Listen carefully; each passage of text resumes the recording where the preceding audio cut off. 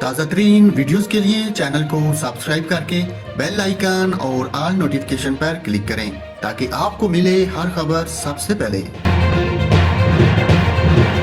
ناظرین، اس وقت دعا ہزارہ کیس کے متعلق بڑی خبر ہے۔ سندھ ہائی کورٹ نے دعا ہزارہ کو لاہور دارالرمان سے کراچی میں منتقل کرنے کا حکم دے دیا۔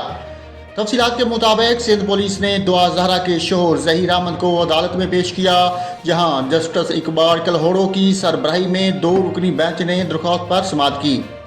دوران سماعت جسٹس اقبال کلہوڑو نے کہا کہ لڑکی کو تو ہر صورت کراچی میں لانا ہے، جرم کراچی میں ہوا ہے تو کیس کی سماعت بھی کراچی میں ہوگی۔ کیس اسی شہر میں زیر التوا ہے، کراچی میں بھی شیلٹر ہوم ہے، کراچی میں بھی لڑکی کو کوئی خطرہ نہیں ہوگا، کراچی کے شیلٹر ہوم میں بھی حفاظتی انتظامات ہوں گے، اس لیے کیس کراچی میں ہے تو لڑکی کو بھی کراچی لانا ہوگا، جبکہ لڑکی کے والدین بھی کراچی میں رہتے ہیں۔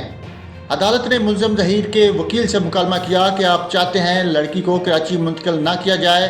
اس پر ملزم کے وکیل نے کہا کہ لڑکی کو کراچی منتقل نہیں کیا جا سکتا، لڑکی اگر کسی سے نہ ملنا چاہے تو بھی کوئی اس سے نہیں مل سکتا، عدالت بھی چاہے تو لڑکی سے ملنے کا نہیں کہہ سکتی۔